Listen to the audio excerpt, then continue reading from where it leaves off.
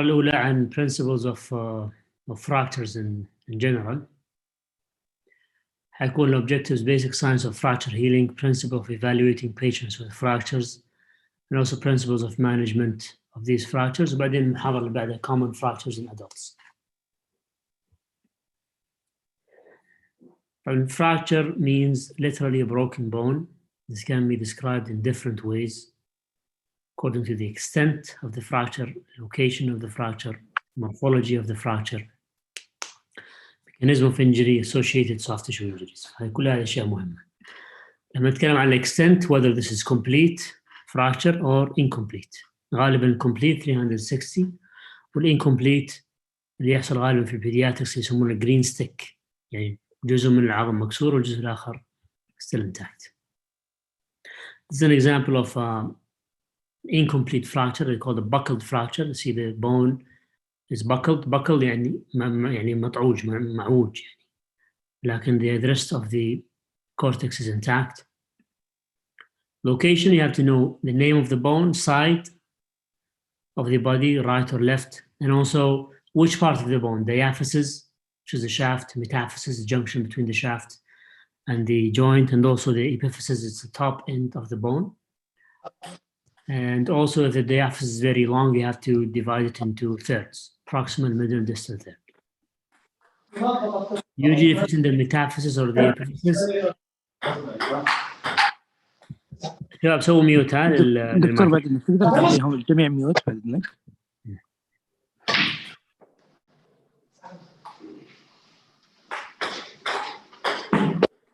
يا شباب اللي عنده المايك يحطه ميوت.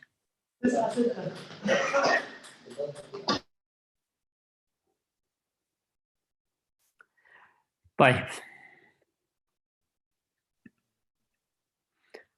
في ايضا اللي هو المورفولوجي. وش معنى المورفولوجي؟ morphology is the shape transverse غالبا resulting from tension fracture, oblique by load in compression هذا will cause you oblique fracture، وفي spiral fracture اللي هو جاي بالشكل هذا and this is usually a result of torsion. Also you can have a wedge or a butterfly fragment. This is because of bending. So this is how it looks. There's something called comminuted or segmented. So comminuted, if there is more than one piece of the fracture, around one piece of bone in the fracture line. Segmental, it means that there is more than one fracture line and there is different segments. So the segment here in the middle, it has, intact cortex all around. So this is a full segment of the bone. So it's not only comminution. Comminution, if there is small pieces in the fracture line itself, while segmental is you're segmenting the actual bone to more than one segment. According to the mechanism of injury also is very important. So there's high energy, low energy, multiple injuries versus isolated injuries. You can also have pathological fractures, normal load on weak bone because of tumors, osteoporosis, infection. And also you can have stress fractures, normal bone subjected to a repeated normal load, just like in the military recruit when they start running, they might develop stress fractures. It's very important to understand the importance of associated soft tissue injuries, because when you have an open wound around the fracture, so that's called an open fracture, and this is an emergency due to the high risk of infection. في أحد عنده أي سؤال على الجزئية هذه حقت how to describe the fracture؟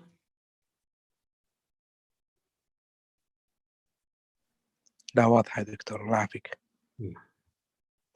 Fracture healing. Fracture can heal directly or indirectly. Indirect bone healing, which is the endochondral ossification, occur in nature with untreated fracture. So if you have a gap, this gap will be filled with blood, and then the chondral cells and the blood will eventually turn to osteoblasts and osteocytes, and then this will heal. This is called secondary healing. So usually this goes through different stages. First stage is hematoma formation, and then the soft callus, hard callus, and then remodeling at the end. So this picture shows you the inflammation, which is bleeding. This stays for a few weeks, 2 to 3 weeks, and then after that, the blood here will turn into cartilage cells. It will look like this, soft callus. It will not be very evident on X-rays, but this soft callus with time will ossify, and you can see it on X-rays. And then after about a year or more, this hard callus will remodel and will form the intramedullary canal and try to smooth, make the edges of that callus more smooth and lined with the actual bone. So this is called remodeling. This takes a long time to happen. So principles of evaluating patients with fracture. So very important to spend time in the history, especially focusing on mechanism of injury, circumstances of the event, work-related or not, severity of symptoms at the time of injury, whether this is progressing or not. Examination, very important to look for swelling, open wound, ecchymosis, deformity. If you have an open wound, see if there is any protruding bone or active oozing or bleeding. Palpate the bone for tenderness. And also don't forget to check the neurovascular examination. Also check for compartment syndrome, associated musculoskeletal injuries in the joint above and the joint below. X-ray is very important in assessing fractures. So always get 2 orthogonal views. Orthogonal views means 2 views are 90 degrees to each other. We should always involve a joint above and a joint below. Once you diagnose a patient with fracture, make sure that you immobilize the patient before sending the patient for X-rays, because if you send the patient to the X-ray without immobilizing him, you might have a hard time moving from the bed to the X-ray table, and that will be very painful. So always make sure the patient is splinted before doing X-rays. So fractures can be very clear, like this one, or can be non-displaced and difficult to assess, just like this one. So sometimes you can see other signs for fracture on X-rays, like soft tissue swelling, as you can see here, periosseal reaction, fat pad sign. You see where the arrow is pointing, you can see there is lucency here. The lucency here is due to, blood in the joint is pushing the fat that looks radiolucent. And then you see this, fat pad sign, common in pediatric elbow injuries. Periosseal reaction, you can see here, that indicates a chronic process. Joint effusion also sometimes can be seen on X-rays, if you have good quality X-rays. And also cortical buckling can happen, especially in pediatric patients. So not only, displaced fractures can be diagnosed on X-rays, also non-displaced fractures can be diagnosed on X-rays. So how can you describe a fracture? This is very important to understand. So you can use some clinical parameters and you can use some radiographic parameters. Clinically, the most important thing, whether this is an open or closed injury, because open fractures carry higher risk of infection. Neurovascular status also is very important, because if you have a patient with fracture and neurovascular injury, that means it's an emergency and you need to deal with it in a timely fashion. Presence of clinical deformity also can give you, a sense of the direction of the fracture. Location, you have to know the location of the bone or the name of the bone, which part of the bone. Is it epiphysis, interarticular usually, metaphysis or diaphysis? And then use anatomical landmarks if possible, like medial malleolus in the ankle, ulnar styloid in the wrist, etc. You can also describe based on the pattern. So you have simple versus comminuted fractures. You have complete versus incomplete.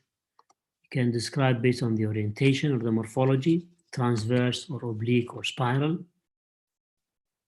So you can see this is, you can say that this is a simple, complete transverse fracture, for example, or a comminuted. Usually comminuted usually is complete, so you don't need to mention whether it's complete or not. Comminuted, spiral fracture.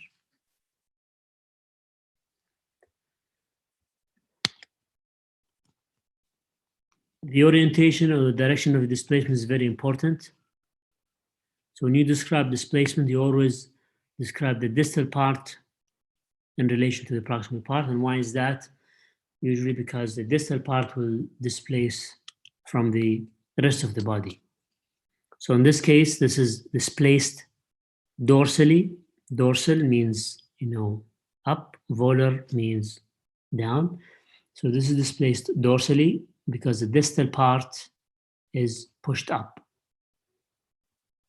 We can express percentage of displacement.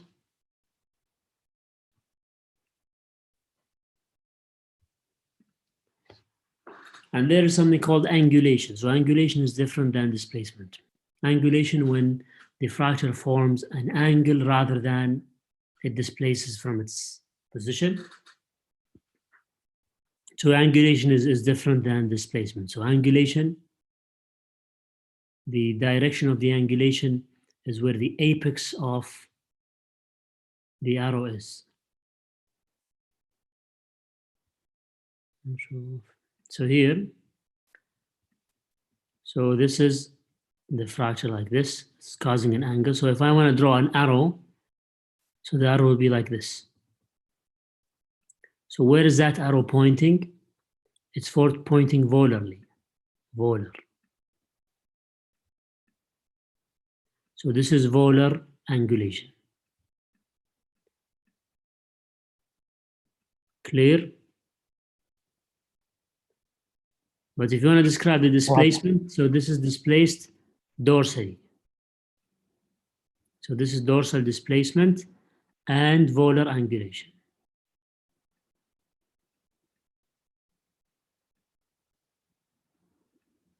Right.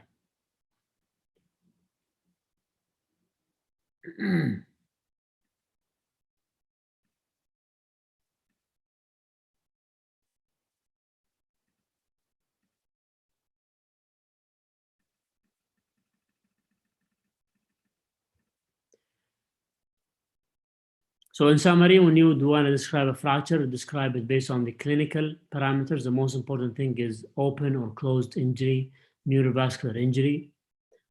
To a lesser extent, you can also consider the deformity.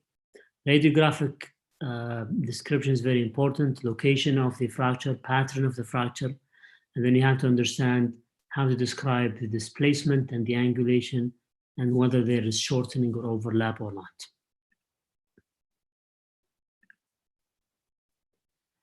So treatment principles, very important to reduce a fracture if necessary, immobilize even before you get x-rays. Definitive treatment depends on the fracture itself. Sometimes casting is a definite treatment. Sometimes this patient needs operative fixation. And then once you do the definitive treatment, rehabilitation and physical therapy is very important. Reduction we talked about in the previous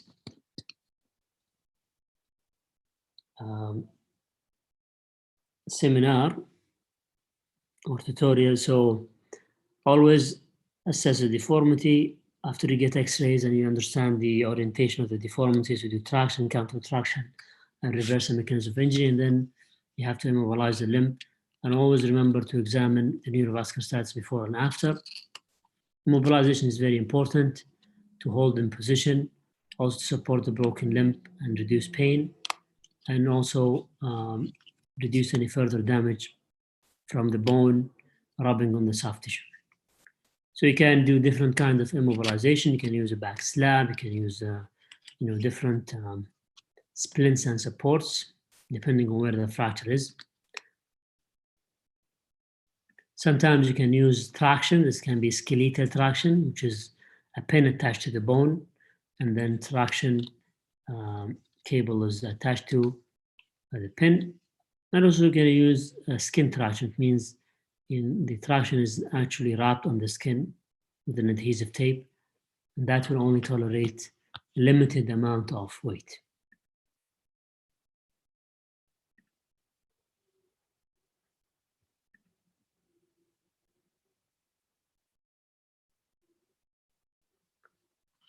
So definitive fixation, as we mentioned, if you have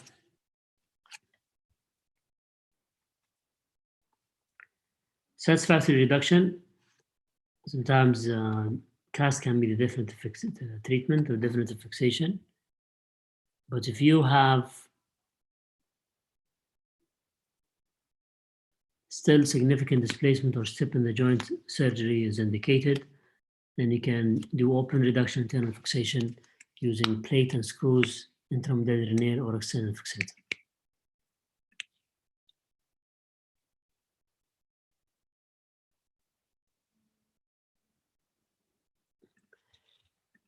Right, so these are some examples of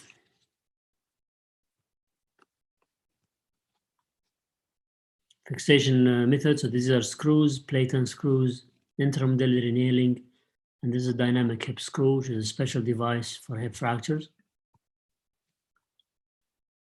So once you achieve the reduction and fixation that you need to rehabilitate the patient. So move him as early as possible. Sometimes you need to restrict the weight-bearing status, not to jeopardize the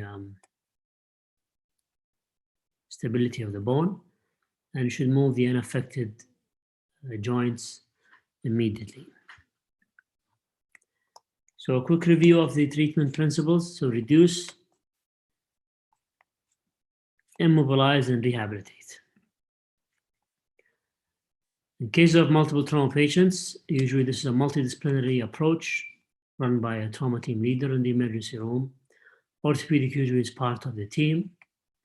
There is usually institution protocols for these trauma cases. Treatment is prioritized toward life-threatening conditions, then limb-threatening conditions, then at the end, function. So the priority in these polytrauma patients is save his life and save his limb, and then regain his function. So take-home messages. Fractures are very painful, so you have to immobilize to relieve the pain. Rule out open fractures, compartment syndrome, and neurovascular injuries, because these are the orthopedic emergencies, and there is a full lecture about this next week. Principles of fracture treatment: reduce, immobilize, and rehabilitate. Any question?